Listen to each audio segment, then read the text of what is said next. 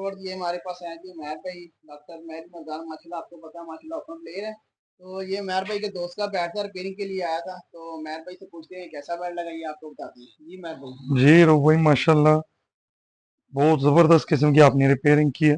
मेरी तमाम चाहने वालों से, दोस्तों से रिकमेंडेशन है, स्पेशली इस जगह की कादरी स्पोर्ट्स रिपेयरिंग वर्कशॉप है इनका। तो बैट्स की रिपेयरिंग और उसके अलावा जितने भी स्पोर्ट्स गुड हैं उनकी रिपेयरिंग के हवाले से बहुत ही काबिल एतमाद मरकज़ है।